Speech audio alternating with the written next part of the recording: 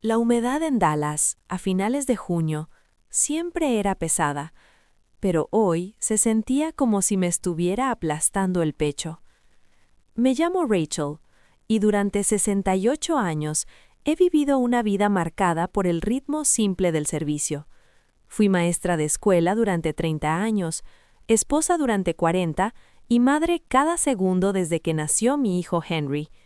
Esa mañana estuve en mi cocina, con el aire cargado del dulce aroma ácido de las manzanas Granny Smith y la canela. Estaba horneando un pastel de manzana, el favorito de Henry.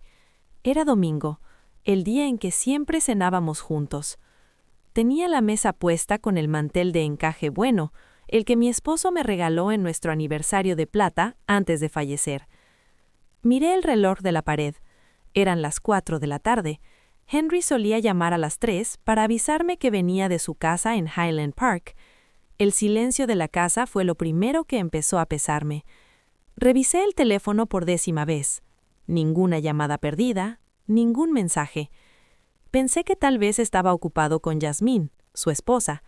Yasmín era una mujer hermosa, o al menos gastaba mucho dinero para parecerlo.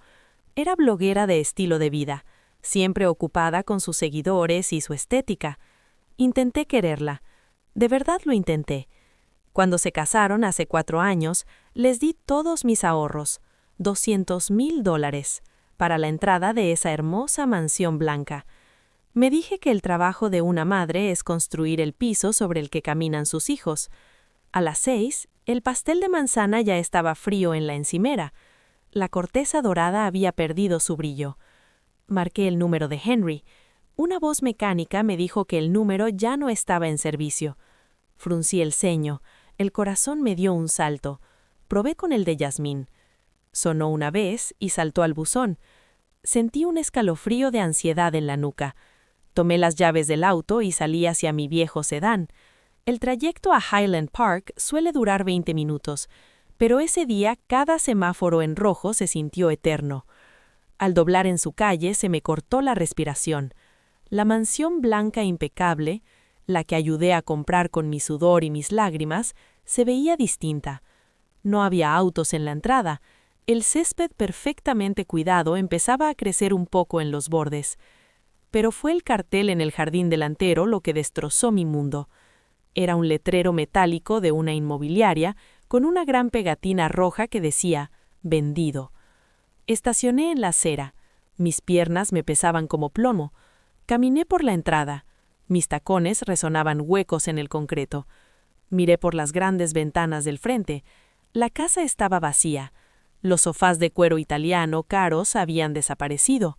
El candelabro de cristal que Yasmín exigió ya no estaba. Hasta las cortinas habían sido arrancadas. Era un cascarón, un fantasma de hogar. Me quedé allí temblando bajo el calor de Texas, sintiendo vértigo. Saqué el teléfono otra vez. Los dedos me temblaban tanto que casi se me cae. Entré a la página de Instagram de Yasmín. La publicación más reciente había sido subida hacía 3 horas. Era un video de Henry y Yasmín en un yate privado, con las aguas turquesas de las Maldivas brillando detrás. Brindaban con copas de champán caro, riéndose frente a la cámara. El pie de foto decía, «Por fin libres del peso del pasado. Nuevo comienzo en el paraíso. Olvidamos mencionar que nos mudamos, pero la vida es demasiado corta para largas despedidas. Maldivas los próximos 3 meses. Sin teléfonos, sin estrés, solo nosotros». Las palabras se me borraron frente a los ojos. Olvidamos mencionar que nos mudamos. Sonaba tan casual como si hubieran olvidado comprar un cartón de leche en el supermercado. Habían vendido la casa, empacado toda su vida y volado al otro lado del mundo sin una sola palabra a la mujer que había sacrificado todo para ponerlos allí. Sentí un sollozo subir por mi garganta, un rugido primal que resonó contra las paredes vacías de la mansión. Tenía 68 años y acababa de darme cuenta de que, para mi único hijo, yo era un mueble descartado. Regresé a mi pequeña casa en un trance. No encendí las luces. Me senté en la oscuridad de la sala. El pastel de manzana frío seguía en la encimera, testigo silencioso de mi estupidez. Me quedé allí horas. El silencio de la casa ahora era un peso físico, una manta asfixiante de abandono. Me preguntaba qué había hecho mal. Había sido una buena madre. Le había dado todo. Viví con cupones y ropa vieja durante años para que él fuera a las mejores escuelas privadas de Dallas. Una semana después empezó a salir a la luz la verdadera profundidad de la traición. Empezó con una llamada un martes por la mañana. Pensé que tal vez era Henry pidiendo disculpas, diciendo que todo era un gran malentendido, pero la voz al otro lado era fría, profesional y sin piedad. Era un hombre del First National Bank. «Señora Rachel Miller», dijo con tono cortante, «llamo para respecto al balance vencido del préstamo comercial de Miller Innovation Group. Como garante personal principal, usted es responsable del pago inmediato del saldo pendiente». Parpadeé. Alejé el teléfono del oído un segundo para asegurarme de que no estaba soñando. «No sé de qué habla», susurré. «No tengo ningún préstamo comercial. Soy maestra retirada». Hubo una pausa. Ruido de papeles al otro lado. «Señora Miller, usted firmó como garante para su hijo Henry Miller hace 18 meses. El préstamo fue de $500,000. No se ha hecho ningún pago en los últimos 90 días. Como el prestamista principal ha abandonado su residencia y cerrado sus cuentas conocidas, el banco ejerce su derecho a exigir el pago completo al garante». $500,000. El número resonó en mi cabeza como una campana fúnebre. «Nunca firmé nada así», dije, la voz subiendo de tono por el pánico. «Lo ayudé con la casa, pero nunca firmé un préstamo comercial». El tono del hombre se volvió aún más frío. «Tenemos los documentos notariados, su firma, su número de seguridad social y una copia de su licencia de Texas están archivados. Si el saldo de $500,000 no se liquida en 30 días, iniciaremos el proceso de embargo de sus bienes, incluyendo su residencia principal». Colgué. El corazón me martillaba las costillas como un pájaro atrapado. Mi casa, mi pequeña y humilde casa donde había vivido 40 años, era todo lo que me quedaba. Corrí a mi escritorio, revisé mis viejos archivos con la respiración entrecortada. Encontré una carpeta que Henry me había dado hace más de un año. Me dijo que eran papeles de seguro para su nuevo negocio. «Mamá, solo necesitas firmar esto para mostrar que eres mi contacto de emergencia. Es pura burocracia, ya sabes cómo son los bancos». Miré las copias que guardé. Mis ojos se detuvieron en la letra pequeña que había sido demasiado confiada para leer. «Acuerdo de garantía de préstamo comercial». Allí estaba mi firma, clara y fuerte. Pero en los documentos originales del banco había más. Henry había falsificado mis iniciales en varias páginas. Había usado mi identidad para obtener un préstamo enorme y financiar un estilo de vida que no podía pagar. Y luego había huido, dejándome a mí enfrentar a los lobos. Pero el banco fue solo el comienzo. 2 días después hubo un golpe fuerte en mi puerta. No era el toque educado de un vecino, era un golpeteo rítmico y pesado que hizo temblar el marco.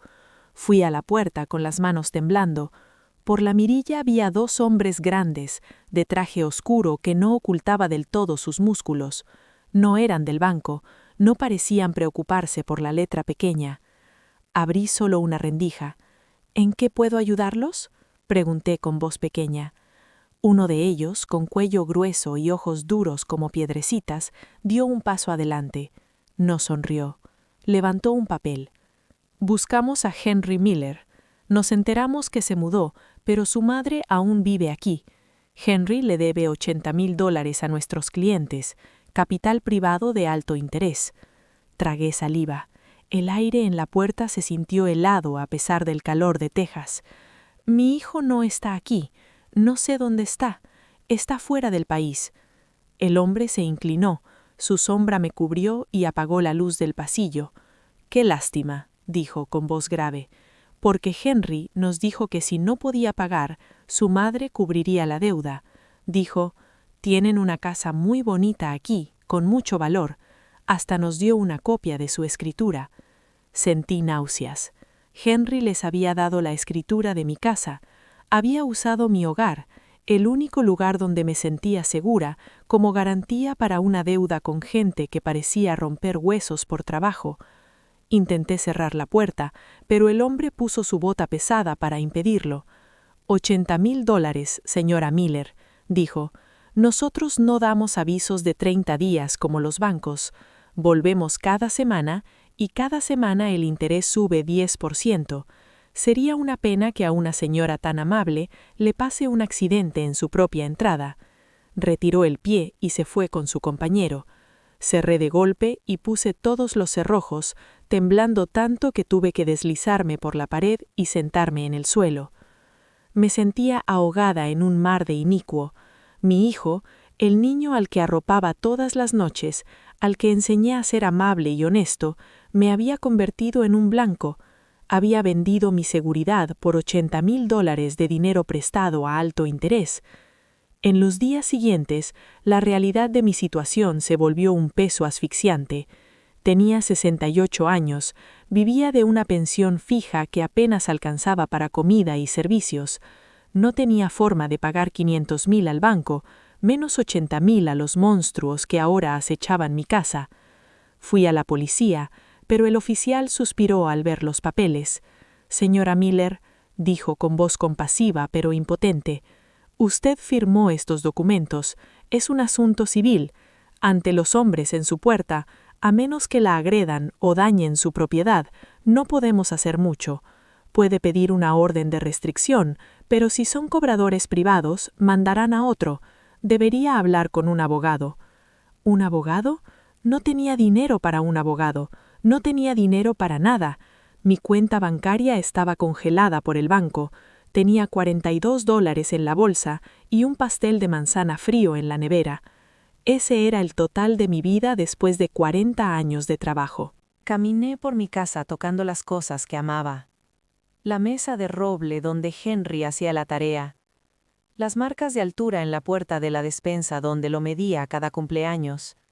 Las fotos de él de pequeño sonriendo con su primera bicicleta. Cada recuerdo ahora era como ácido en mi piel. Miré la foto más reciente, la del día de su boda. Se veía tan feliz, tan exitoso. A su lado Jasmine sonreía, sus ojos ya puestos en la mansión que comprarían con mi dinero. Fui a la cocina y abrí la despensa. Estaba casi vacía.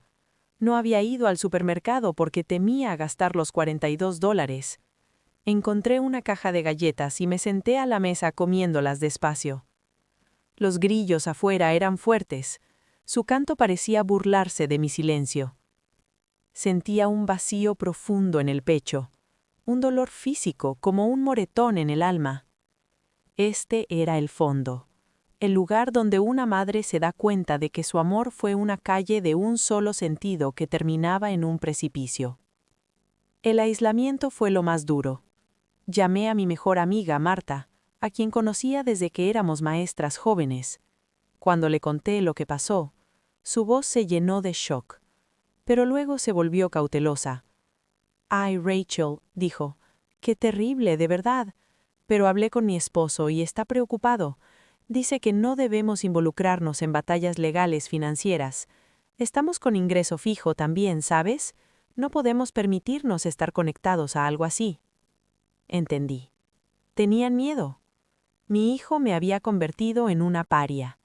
Era un riesgo, un barco que se hundía del que todos querían alejarse. Dejé de llamar a la gente. Dejé de salir. Me quedé en casa con las cortinas cerradas, viendo las sombras de los hombres grandes pasar por mi ventana cada tarde. El daño psicológico fue devastador. Me despertaba en la noche convencida de oír la voz de Henry llamándome. Corría a la puerta solo para encontrar la calle vacía y la noche húmeda de Dallas. Empecé a tener recuerdos vívidos de su infancia. Recordaba cuando tenía 6 años y se cayó de las barras. Lo cargué 3 cuadras hasta la clínica. Los brazos me dolían, el corazón acelerado. Me miró con tanta confianza, con un amor puro. Dijo, «Eres mi heroína, mamá». ¿Dónde estaba ese niño? ¿Cómo un héroe se convierte en obstáculo? cómo una madre se convierte en cordero de sacrificio para unas vacaciones en las Maldivas. Me sentaba en su antiguo cuarto que había mantenido igual todos estos años y lloraba hasta que los ojos se me hinchaban. El cuarto olía a libros viejos e infancia, un aroma que ahora me enfermaba. Lloraba a un hijo que aún vivía, pero que estaba más muerto para mí que mi esposo en el cementerio. Una tarde, unas 2 semanas después del descubrimiento, recibí una notificación por correo. Era un aviso formal de desalojo. Por el préstamo comercial vencido y las deudas secundarias, la casa iba a ser embargada con plazo acelerado. Tenía 14 días para desalojar, 14 días para empacar 40 años de vida y encontrar dónde ir sin dinero ni amigos. Me senté en el porche con el aviso en la mano. Miré el barrio donde había vivido tanto tiempo, los niños jugando al frente, los vecinos paseando perros. Todo era tan normal para ellos, sus vidas intactas. Sus hijos no falsificaban firmas ni los dejaban a merced de prestamistas. Sentí una oleada repentina de resentimiento. ¿Por qué yo? ¿Por qué mi devoción era premiada con esta crueldad? Entré y encendí el pequeño televisor de la cocina. No debía hacerlo, pero abrí la app de redes en la Smart TV. Jasmine había subido un nuevo reel titulado Viviendo nuestra mejor vida, edición Maldivas. El video los mostraba en una cena con velas en la playa, langostas, vino fino y un violinista personal. Jasmine llevaba un collar de diamantes que nunca había visto. Henry reía, con el brazo alrededor de ella, pareciendo el rey del mundo. El contraste fue demasiado. Miré mis galletas secas y mi agua tibia del grifo. Miré el aviso de desalojo. Algo dentro de mí se rompió. No fue un quiebre fuerte, sino una comprensión fría y tranquila. El duelo, la confusión, la autocompasión empezaron a drenarse, reemplazados por un lago oscuro y helado de resentimiento. Había pasado mi vida siendo víctima de mi propio amor. Había dejado que Henry consumiera mi pasado, mi presente, y ahora intentaba consumir mi futuro. Esa noche no comí, no dormí. Me senté en el viejo sillón de cuero de mi esposo y vi salir el sol sobre el skyline de Dallas. Mi mente ya no giraba en porqués ni cómos. Empezaba a enfocarse en el qué. ¿Qué iba a hacer? Miré la foto de Henry en la repisa. Por primera vez, no vi a mi hijo. Vi a un criminal. Vi a un hombre que había robado mi dignidad. Me di cuenta de que la única razón por la que Henry y Jasmine reían en las Maldivas era porque pensaban que yo era una anciana inofensiva.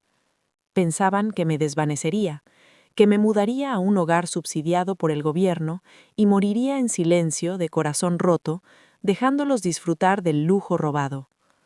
Contaban con mi instinto maternal para protegerlo, incluso mientras me destruía. Contaban con mi silencio. Me levanté. Las articulaciones me dolían, el cuerpo débil por hambre, pero mis ojos estaban claros. Fui al baño y me eché agua fría en la cara. Me miré al espejo. Sí, me veía vieja, cansada, pero había un destello en mis ojos que no estaba allí hacía mucho. Era la mirada de alguien que no tenía nada más que perder. Y en los Estados Unidos, una persona sin nada que perder y con la verdad de su lado es muy peligrosa. Fui al armario y saqué una caja polvorienta del estante superior. Contenía las pocas cosas que Henry no había encontrado: el reloj de oro de mi esposo, algunas joyas de mi madre y una tarjeta de presentación de casi 20 años. La tarjeta estaba descolorida, las esquinas dobladas, pero el nombre aún se leía: Señor Sterling. Había sido el abogado y amigo cercano de mi esposo. Sirvieron juntos en el ejército.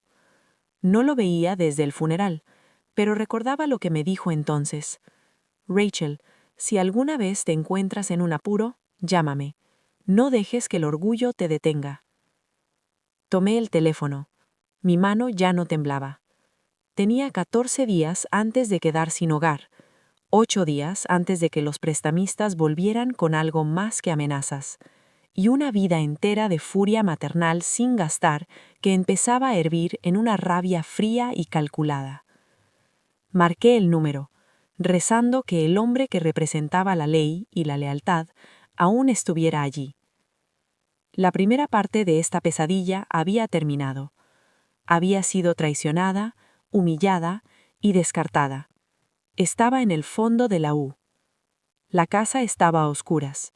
Habían cortado la luz esa tarde porque no pude pagar, y el silencio era absoluto. Pero mientras esperaba en el calor de Dallas a que contestaran, ya no lloraba. Empezaba a pensar como depredadora. Henry había olvidado una cosa de su madre. Yo fui quien le enseñó a sobrevivir, y ahora le iba a mostrar cómo lo hace una verdadera experta. El teléfono sonó 1, 2, 3 veces. Cada tono era como un latido. Contuve la respiración, la oscuridad cerrándose. Pensé en las Maldivas, el champán y las firmas falsificadas. Pensé en los prestamistas y el aviso de desalojo. «¿Hola?», contestó una voz grave y ronca. «Habla Sterling». Señor Sterling, dije, mi voz como hierro frío. Soy Rachel Miller. Estoy en un apuro y estoy lista para dejar de ser víctima. Hubo una larga pausa. Rachel, dijo, su tono cambiando a preocupado.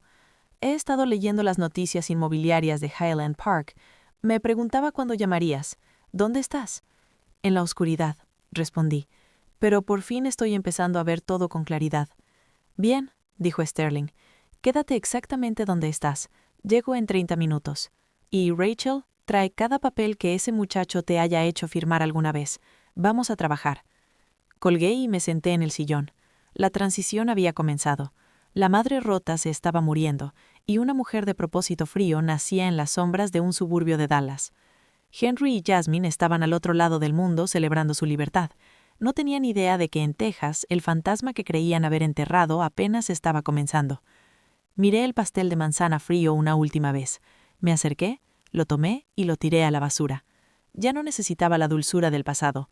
Necesitaba la amargura de la verdad para alimentar lo que venía. El descenso había terminado. Ahora era hora de empezar a subir.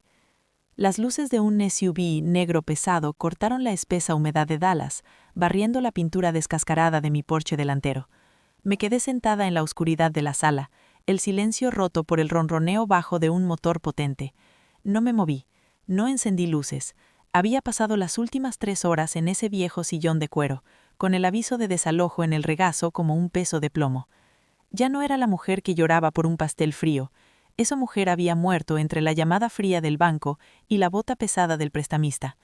Me llamo Rachel, y por primera vez en mi vida pensaba en sobrevivir en vez de sacrificarme. La puerta del auto se cerró de golpe. Un momento después sonó un golpe firme y pausado en mi puerta. Era distinto al golpeteo agresivo de los cobradores. Era el toque de un hombre que domina el espacio que ocupa. Me levanté, las rodillas rígidas, y abrí.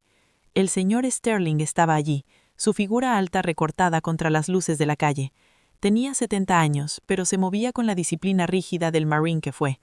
Miró la casa oscura, luego la maleta que estaba junto a la puerta, y finalmente a mí. No ofreció abrazo ni consuelo vacío. No dijo que lo sentía por mi pérdida.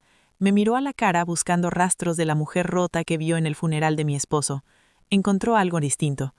«Rachel», dijo, su voz profunda y firme como una montaña, «pareces lista para empezar una guerra». Me hice a un lado para que pasara. «No tengo luz», dije, mi voz sorprendentemente clara. «La cortaron hace 4 horas». Sterling sacó una linterna pesada del bolsillo. El haz iluminó la pila de documentos que había juntarle en la mesa de roble. «No vine a hablar de la electricidad, Rachel. Vine porque le debo una deuda a tu esposo que no he pagado». Se sentó a la mesa. Su presencia llenó la pequeña cocina. No pidió agua, simplemente tomó el primer documento, el que Henry me hizo firmar diciendo que era para seguro. Lo vi leer. Sus ojos se movían con velocidad profesional, buscando lagunas legales. Me senté frente a él, las manos cruzadas. Había pasado 40 años siendo madre, pero en ese momento era cliente. Saqué del bolsillo una cajita de terciopelo y la empujé hacia él. Sterling no la abrió. ¿Qué es esto, Rachel? Mi honorario. Es un anillo de diamante de 5 quilates. Era de mi madre. Vale al menos $20,000 en el mercado. Conozco tu tarifa por hora, Arthur. No pido un favor, pido un contrato. Necesito que encuentres cada grieta en el piso donde Henry y Jasmine están parados. Necesito saber de dónde vino el dinero, a dónde fue y cómo creen que pueden esconderlo del gobierno federal. Sterling tomó la caja, no la abrió, solo me miró. Date cuenta que una vez que empezamos no hay vuelta atrás. Es tu único hijo, Rachel. La ley en este país es una máquina de picar carne. No le importa el parentesco una vez que la tinta está seca en un cargo de fraude. Miré el espacio vacío en la pared donde antes colgaba la foto de graduación de Henry. Dejó de ser mi hijo cuando usó la escritura de mi casa como moneda con un prestamista. Dejó de serlo cuando reía en las Maldivas, mientras a mí me cortaban la luz. Ya no soy su madre, Arthur. Soy su acreedora y quiere lo que es mío. Sterling asentó una vez. Guardó la caja en el bolsillo. Mete tu maleta en el auto. No puedes quedarte aquí. Los prestamistas conocen esta dirección y el banco pondrá candado mañana por la tarde. Tengo un apartamento seguro en el centro de Dallas.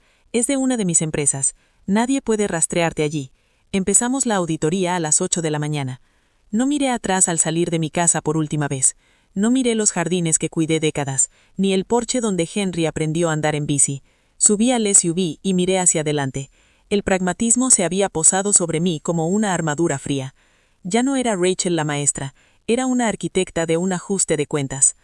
El apartamento del centro era estéril y moderno, un mundo lejos del calor desordenado de mi casa suburbana.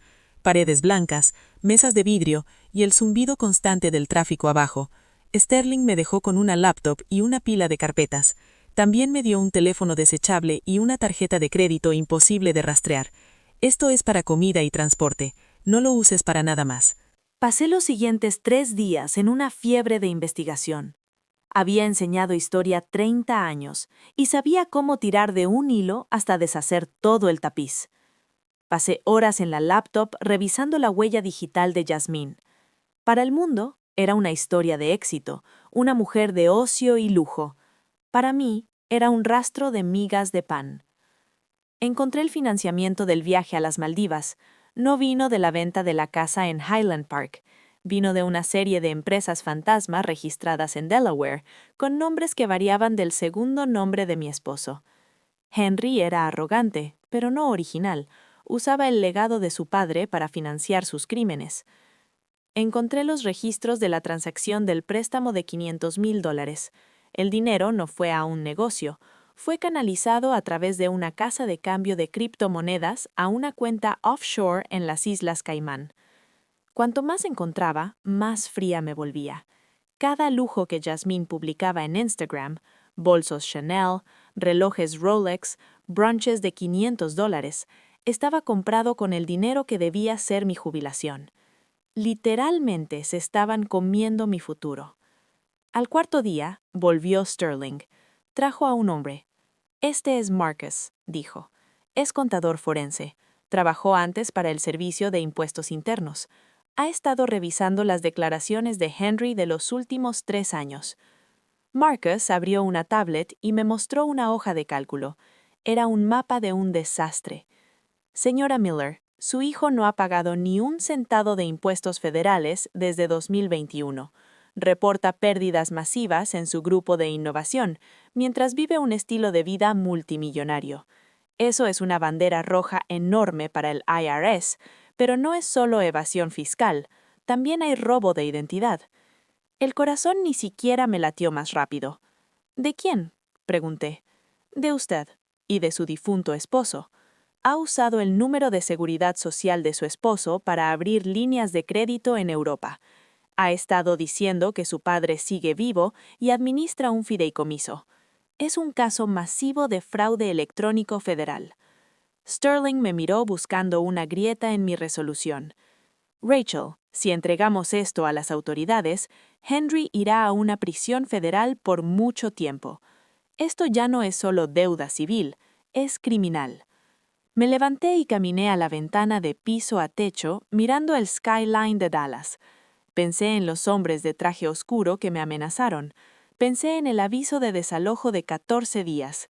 Pensé en las copas de champán en las Maldivas. Hazlo, dije, pero todavía no. Sterling frunció el ceño. ¿Por qué no? Ya tenemos suficiente para enterrarlo. Porque enterrarlo no basta, dije, volviéndome hacia ellos. Quiero que sienta el exacto momento en que el suelo desaparece bajo sus pies. Quiero que esté en la cima de su arrogancia frente a la gente que más le importa cuando salga la verdad. Él cree que es un jugador en la escena social de Dallas. Cree que es un inversionista élite. Quiero esperar hasta el evento de lanzamiento de su nuevo fondo de inversión. Quiero que toda la ciudad vea qué es en realidad. Sterling sonrió. Fue una sonrisa fría y afilada que coincidía con la mía. La fiesta de lanzamiento es en 10 días en el Ritz-Carlton. Henry ha invitado lo más alto del mundo de negocios de Dallas. Busca 10 millones en nuevo capital. Les está diciendo a todos que su madre está en un hogar de ancianos de lujo en Arizona, descansando tras una larga enfermedad. ¿Un hogar de ancianos en Arizona? Repetí. Ya escribió El final de mi vida. Ya me enterró. Cree que sí, dijo Sterling. No ha revisado su correo en Highland Park porque está muy ocupado en la playa. No sabe que el banco ya lo tiene en la mira. No sabe que el IRS ya fue alertado. Y definitivamente no sabe que su madre está sentada en una torre de vidrio en el centro, planeando su funeral. La semana siguiente fue un borrón de preparación táctica. No pasé el tiempo llorando ni mirando fotos viejas. Lo pasé en un gimnasio al que Sterling tenía acceso. Necesitaba moverme con gracia. Necesitaba verme como una mujer que nunca conoció la pobreza. Compré un vestido nuevo, de seda azul medianoche, que costó más de lo que ganaba en 2 meses. Lo pagué con dinero que Sterling recuperó de una de las cuentas menores de Henry. Era mi dinero, después de todo. Fui a un estilista de alto nivel. Me corté el pelo en un bob elegante y sofisticado. Me hice las uñas. Me traté la piel. Cada vez que la aguja de la estetista tocaba mi piel, pensaba en la bota del prestamista. Cada vez que sentía el agua fría de la piscina, pensaba en las Maldivas. Me estaba quitando la piel de víctima. Me estaba convirtiendo en un arma. También pasé horas con el señor Sterling practicando mi intervención. Repasamos cada detalle del paquete legal que preparábamos. Teníamos los documentos originales falsificados. Teníamos el informe forense de Márquez. Teníamos los registros de transacciones de las Caimán. Hasta teníamos una grabación de los prestamistas amenazándome en la puerta. Una grabación que hice con mi teléfono antes de que cortaran la luz. Sterling quedó impresionado. «Tienes mente para la estrategia, Rachel», dijo en una de nuestras sesiones nocturnas. «Debiste ser abogada». «Fui maestra, Arthur», respondí. «Pasé 30 años manejando un salón de 30 adolescentes.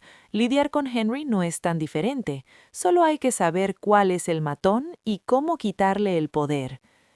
A medida que se acercaba el día de la fiesta, un nuevo nivel de pragmatismo se apoderó de mí. Me di cuenta de que no lo hacía por venganza. La venganza es emocional, la venganza es caliente. Lo que yo hacía era una auditoría. Estaba equilibrando la balanza. Henry había tomado mi pasado e intentado robar mi futuro. Yo simplemente estaba recuperando la narrativa. Revisé el Instagram de Jasmine una última vez. Ya estaban de vuelta en Dallas, alojados en un penthouse de lujo mientras esperaban la fiesta. Ella había publicado una foto de la invitación. Estaba grabada en oro. Miller Global Fund, una nueva era de innovación. El pie de foto decía: «Tan orgullosa de mi esposo por su visión y su empuje. Hemos trabajado tanto para esto. No veo la hora de ver a todos en el Ritz». Miré a Henry en la foto. Llevaba un smoking a medida. Se veía pulido y confiado. Parecía el hombre que crié, pero los ojos eran distintos. Eran los ojos de un depredador que olvidó que hay cosas más grandes en la selva. Sterling llegó al apartamento la noche de la fiesta. Llevaba su mejor smoking. Parecía un estadista. Me entregó un pequeño bolso elegante de noche. Dentro estaba el vestido de seda azul medianoche y el paquete legal comprimido en una memoria USB plateada delgada. «¿Estás lista, Rachel?», preguntó. Tomé aire profundo. Sentí una extraña calma. El miedo se había ido, el resentimiento se había ido. Solo quedaba una intención fría y enfocada. Sí, dije, vamos al Ritz. El trayecto al hotel fue silencioso. El skyline de Dallas brillaba con miles de luces, cada una símbolo de la riqueza que Henry tanto deseaba. Llegamos al Ritz-Carlton a las 8. El valet abrió la puerta y bajé a la alfombra roja. No me sentía una viuda de 68 años, me sentía una fuerza de la naturaleza. Sterling me ofreció su brazo. Entramos al gran salón de baile. El aire estaba lleno del perfume caro, el tintineo de cristal y el murmullo de la élite de Dallas. Los vi de inmediato. Henry y Jasmine estaban en el centro, rodeados de inversores. Henry sostenía una copa de champaña, el rostro animado mientras contaba una anécdota de las Maldivas. Jasmine a su lado, su vestido plateado brillando bajo las arañas. Parecía una estrella, no parecía una mujer que había robado la jubilación de una abuela. No nos acercamos aún, nos quedamos en la periferia, observando. Sterling me señaló a los personajes clave. Ese es el director del First National Bank, susurró, y ese hombre del rincón es un alto funcionario de la SEC. Henry los invitó para presumir, no sabe que invitó a sus verdugos a su propia ejecución. Vi a Henry reír, vi cómo daba palmadas en la espalda, vi la facilidad con la que se movía en la sala. Era la facilidad de un hombre que creía haber ganado. Creía que estaba en Arizona. Creía que era un fantasma. El lanzamiento del fondo estaba programado para las 9. Henry subió al pequeño escenario. Las luces se atenuaron y un reflector lo enfocó. Parecía un visionario. «Damas y caballeros», empezó, su voz amplificada por el sistema profesional. «Gracias por venir esta noche. Este fondo, el Miller Global Innovation Group, es la culminación de años de trabajo duro y una visión de un futuro mejor. Es más que ganancia, es construir un legado. Sentí una sonrisa fría en mi pecho, un legado construido sobre la identidad robada de mi esposo y mi firma falsificada. Miré a Sterling, me dio un leve asentimiento. Era hora. Empecé a caminar entre la multitud. No corrí, me moví con el paso lento y deliberado de una mujer que sabía exactamente lo que iba a pasar. La gente empezó a notarme. Los murmullos comenzaron de nuevo, pero eran distintos. ¿Quién es? ¿Es la madre de Henry? Pensé que estaba en Arizona. Llegué al frente del escenario justo cuando Henry llegaba al clímax de su discurso. Y respecto a mi madre, dijo con una voz cargada de falsa emoción, sé que nos está viendo desde su centro de cuidados en Arizona. Ella es la inspiración detrás de todo lo que hago. Me enseñó que la familia es lo más importante. Di un paso hacia la luz del escenario. El silencio que cayó sobre la sala fue absoluto, como si alguien hubiera succionado todo el aire del gran salón. Henry se quedó helado. La copa de champaña en su mano tembló. La máscara de visionario no se agrietó, se hizo añicos. «Hola, Henry», dije, mi voz proyectándose en el silencio sin necesidad de micrófono. «Decidí salir temprano de Arizona. Resulta que el aire de Dallas aclara mucho más la verdad». Jasmine, en primera fila, dejó escapar un gemido ahogado. Sus ojos se abrieron con terror que no pudo ocultar. Henry intentó hablar, pero solo salió un sonido seco y rasposo. «Mamá, ¿qué haces aquí?» «Vine a auditar tu legado, Henry», dije. «Vine a hablar del fondo, y creo que estos señores quieren oír los detalles tanto como yo». Miré hacia atrás. Sterling subió al escenario, la memoria USB plateada en la mano. No parecía un amigo, parecía un juez. El descenso había terminado. La subida estaba hecha. Estábamos en la cima de la curva en U, y desde esta altura, la vista del mundo de Henry estaba a punto de volverse muy, muy oscura. Me quedé allí en el escenario, la élite de Dallas mirando con la respiración contenida, y sentí una profunda autonomía. Ya no era Rachel la maestra, ya no era Rachel la madre, era Rachel, una mujer de dignidad y de ley. Y el ajuste de cuentas apenas comenzaba. Miré a Henry y por primera vez en 35 años no sentí nada más que una fría curiosidad clínica. Quería ver cómo manejaría la gravedad de la ley, quería ver cómo reaccionaría el depredador al darse cuenta de que era la presa. La fiesta de lanzamiento se iba a convertir en una investigación. Las Maldivas eran un recuerdo, Highland Park era una deuda, y Henry estaba a punto de aprender que el peso del pasado no es algo de lo que simplemente te mudas, es algo que eventualmente te alcanza, sobre todo cuando lleva la verdad y un vestido de seda medianoche de su lado.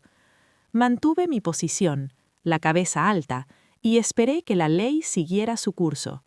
La transición estaba completa. La víctima se había convertido en la arquitecta, y en el silencio del Ritz-Carlton, el único sonido era el tic-tac de un reloj que Henry no sabía que contaba sus últimos segundos.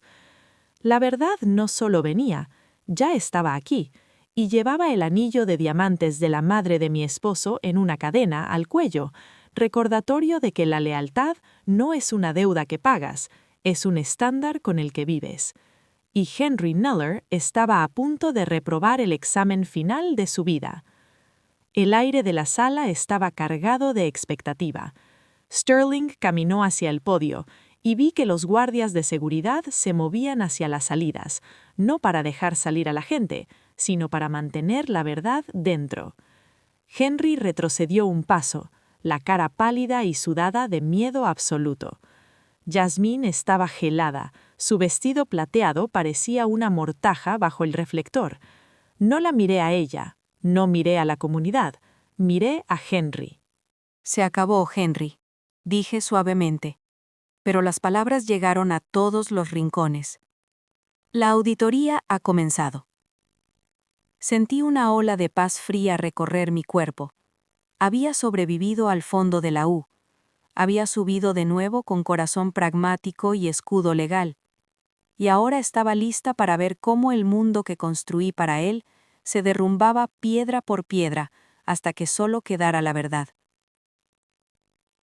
El silencio que había caído en el gran salón del Ritz-Carlton no era de respeto, sino el silencio pesado y asfixiante de una sala llena de gente viendo un accidente de tren en cámara lenta. Yo estaba en el escenario, la luz intensa haciendo brillar la seda azul medianoche de mi vestido como un océano profundo. Henry estaba congelado a mi lado, la cara pálida y sudorosa, máscara de incredulidad absoluta. Miró hacia mí, luego a Sterling, y luego al círculo de los inversionistas más poderosos de Dallas, que ahora lo observaban con ojos entrecerrados de depredadores, oliendo una herida. Jasmine, en primera fila, tenía la mano sobre la boca, el pecho subiendo y bajando con respiraciones de pánico. Su vestido plateado brillaba mientras temblaba. Henry intentó tragar, la nuez le subía y bajaba. «Mamá», susurró con voz quebrada y delgada. «Esto es un evento privado, no deberías estar aquí. Deberías estar en Arizona. Estás enferma, ¿recuerdas? Estás confundida».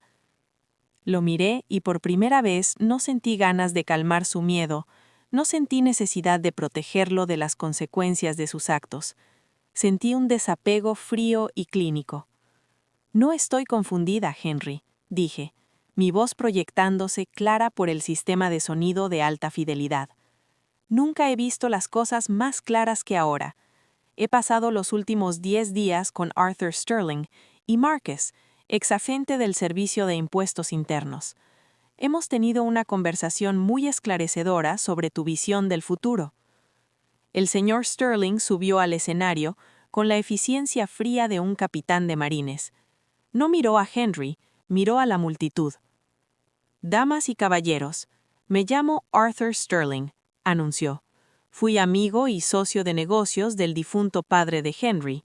Estoy aquí esta noche como representante legal de la señora Rachel Miller. antes de que alguno de ustedes firme un cheque o comprometa $1 al Miller Global Innovation Group, hay cierta diligencia debida que se omitió en la presentación de esta noche. Henry se lanzó hacia adelante, intentando tomar el micrófono. «¡Esto es acoso!», gritó con voz aguda. «Arthur, eres un dinosaurio. Estás fuera del juego. Seguridad, saquen a esta gente». 2 guardias de traje negro se acercaron al escenario, pero se detuvieron cuando un hombre al fondo se puso de pie. Llevaba un traje normal bien cortado y levantó una placa de cuero. «Todos quédense exactamente donde están», dijo con una voz que llevaba el peso de autoridad federal. «Soy el agente especial Miller de la Comisión de Valores y Bolsa. Hemos estado monitoreando este evento la última hora. Señor Sterling, por favor continúe con la evidencia». La sala jadeó al unísono. Vi cómo el color abandonó por completo la cara de Henry. Parecía que iba a desmayarse. Jasmine giró como para correr a la salida, pero una mujer de traje similar le bloqueó el paso. Sterling no perdió tiempo. Asintió hacia la cabina técnica. Un momento después, la pantalla gigante detrás del escenario cobró vida. En vez de las diapositivas pulidas de marketing de Henry, aparecieron una serie de documentos bancarios y hojas de cálculo forenses. A la izquierda, la multitud vio la solicitud de préstamo de $500,000 del First National Bank. A la derecha, Marcus había resaltado las firmas falsificadas y las credenciales falsas que Henry creó para mí. Sterling señaló la pantalla. «Esta es la base del fondo de Henry. Un préstamo obtenido mediante robo de identidad y explotación de una anciana. Ha estado usando la residencia principal de su madre como garantía para un esquema de inversión de alto riesgo que ya perdió $300,000 en las Islas Caimán». El director del First National Bank, sentado en segunda fila, se levantó con la cara roja de furia. «Henry, ¿qué significa esto?», exigió. «Me dijiste que esas iniciales estaban verificadas». Henry no respondió. Miraba la pantalla mientras la diapositiva cambiaba. El siguiente documento era una transcripción fiscal del IRS. Mostraba 3 años de ingreso cero reportado. Al lado, Marcus había resaltado un montaje de publicaciones de Instagram de Jasmine, fotos del viaje a las Maldivas, los sofás de cuero italiano, los diamantes de 5 quilates y los coches de lujo. «Este es el estilo de vida de un hombre que dice no tener ingresos», dijo Sterling, su voz cortando los murmullos. «Ha estado canalizando capital de inversionistas a través de empresas fantasma en Delaware, usando el número de seguridad social de su padre fallecido para abrir líneas de crédito en Europa. Esto no es innovación, damas y caballeros. Es un esquema Ponzi construido sobre los huesos de su propia familia». La sala explotó. La gente se levantó gritando, exigiendo respuestas. Henry retrocedía. Las manos le temblaban tanto que dejó caer la copa de champán. Se hizo añicos en el escenario, los cristales brillando como las mentiras que había dicho. Jasmine sollozaba ahora, gritándole a Henry desde abajo. «Dijiste que era seguro», chilló. «Dijiste que la vieja estaba cuidada. Dijiste que nunca se enteraría». La miré desde arriba, a la mujer que había reído en las Maldivas mientras yo estaba a oscuras. «Tuviste razón en una cosa, Jasmine», dije, mi voz resonando sobre sus llantos. «La vida es demasiado corta para largas despedidas, pero es lo suficientemente larga para que la ley te alcance». Henry se volvió hacia mí, los ojos llenos de terror animal desesperado. «Mamá, por favor», suplicó, intentando tomar mi mano. «No puedes hacer esto. Soy tu hijo. Podemos arreglarlo. Te devolveré todo. Solo diles que fue un error. Diles que me diste permiso». Aparté mi mano, la seda azul de la manga como una barrera de hielo. «Te di mi vida, Henry», dije, solo para que él oyera. «Te di mis ahorros, el legado de tu padre y 35 años de devoción. Y usaste ese amor para poner a un prestamista en mi puerta y un aviso de desalojo en mi regazo. No solo robaste mi dinero, intentaste borrar mi existencia». Un agente especial subió al escenario, seguido por 2 policías de Dallas. «Henry Miller queda arrestado por fraude electrónico federal, robo de identidad y hurto mayor», dijo el agente con voz fría y final. El sonido de las esposas cerrándose fue el más hermoso que había oído en semanas. Era un ritmo metálico agudo que señalaba el fin de la pesadilla. Henry no se resistió. Se derrumbó en los brazos de los oficiales, llorando como el niño que nunca dejó de ser. Jasmine también era llevada, su vestido plateado ahora opaco y barato bajo las luces crudas del hotel. Mientras los sacaban entre la multitud, Henry miró hacia atrás. Esperaba ver remordimiento, esperaba ver al hijo que amé, pero solo vi a un hombre hueco y vacío que había perdido a su público. Me miró con los mismos ojos fríos y calculadores que usó en sus diapositivas de marketing. «Vas a morir sola, Rachel», escupió, el veneno regresando a su voz aunque los oficiales lo arrastraban. «Tienes 68 años y no te queda nada». Mantuve mi posición, la cabeza alta, el vestido azul medianoche haciéndome parecer una reina en las ruinas de un reino. «No estoy sola, Henry», respondí. «Tengo mi dignidad, y a diferencia de tu fondo, mi dignidad es algo que no puedes falsificar». El salón se vació rápido después de los arrestos. La élite de Dallas se dispersó como cucarachas bajo la luz, ansiosos por alejarse del escándalo. En 30 minutos solo quedábamos el señor Sterling, Marcus y yo en el gran salón del Ritz-Carlton. El silencio ahora era absoluto, pero ya no pesaba. Era la calma después de una tormenta. Sterling se acercó y puso una mano en mi hombro. «Tenemos mucho trabajo por delante, Rachel», dijo. «La SEC se encargará de la recuperación de activos, pero con la evidencia que entregamos deberíamos recuperar la mansión de Highland Park y los fondos de las Caimán en 6 meses. Tu casa de Dallas ya está protegida del embargo por una orden de judicial que presenté esta tarde». Lo miré, y por primera vez en 10 días sentí una lágrima rodar por mi mejilla. «Gracias, Arthur», susurré. «No me agradezcas», dijo, sus ojos suavizándose. «Tú fuiste la que tuvo el valor de salir a la luz. Tu esposo estaría muy orgulloso de ti». El aftermath del ajuste de cuentas fue un borrón de procedimientos legales y auditorías financieras.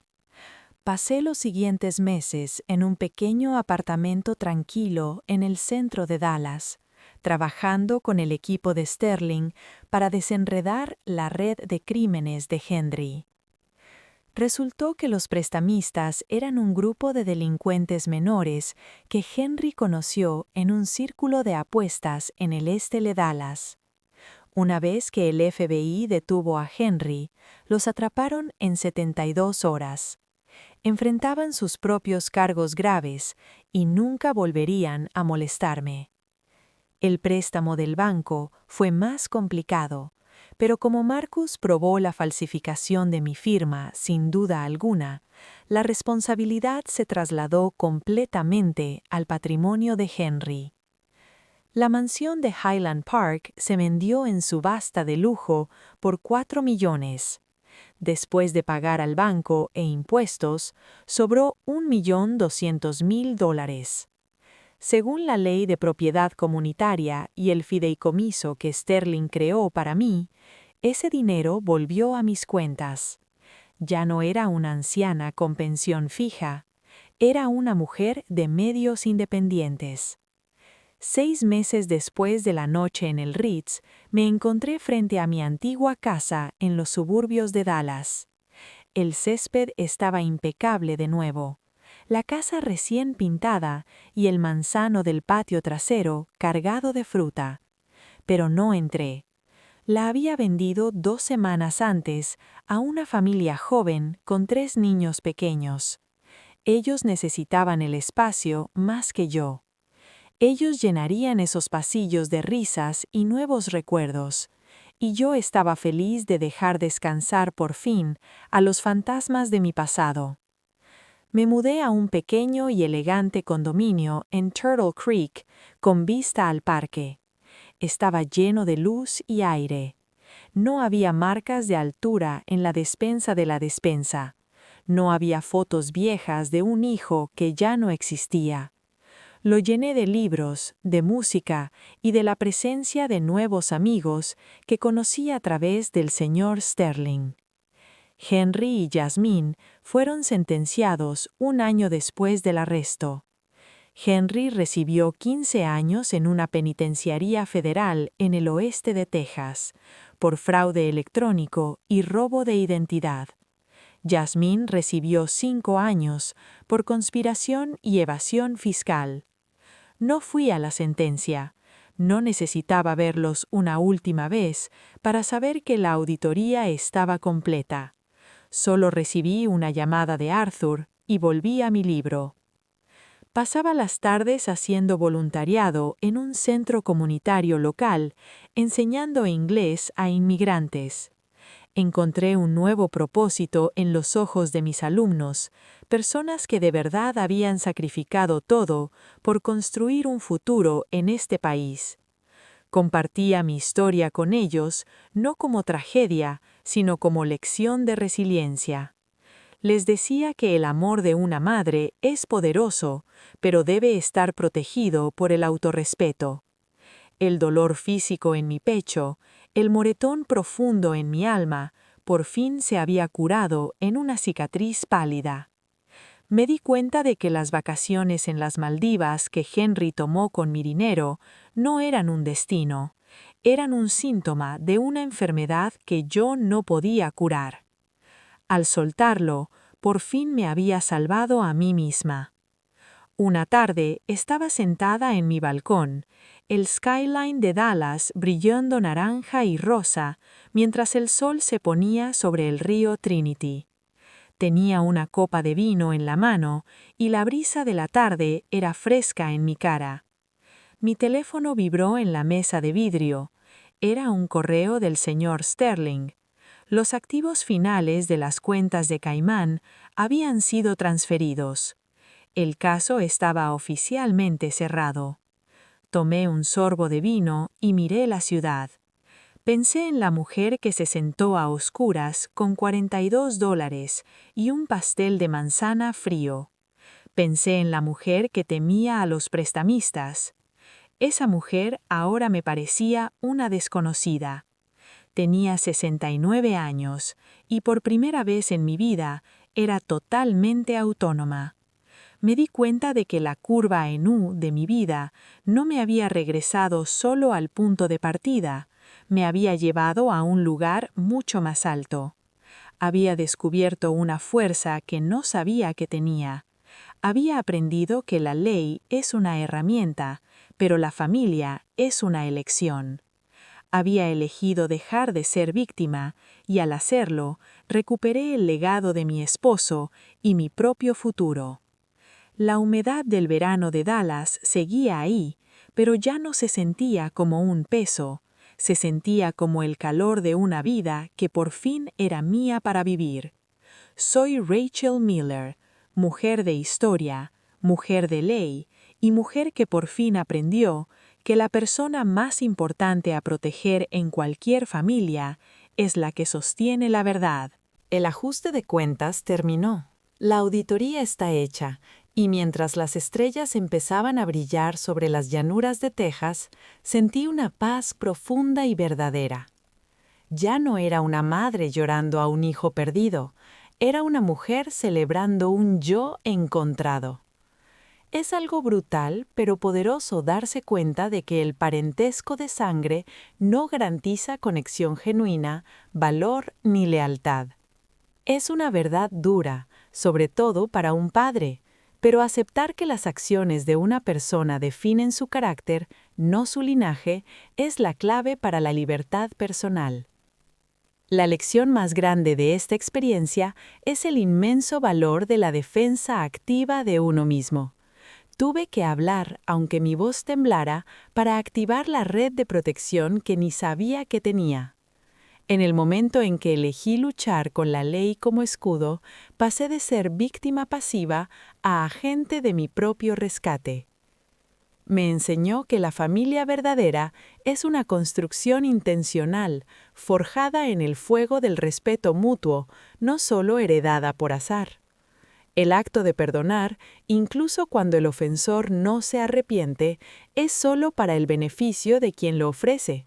Es un paso crucial para soltar las cadenas emocionales que te atan al dolor pasado y construir un futuro empoderado. La verdadera recuperación consiste en reclamar tu narrativa, encontrar alegría y propósito en nuevos comienzos inesperados y darte cuenta de que tu vida la define la calidad de las relaciones que eliges cultivar, no las que te abandonaron. Gracias.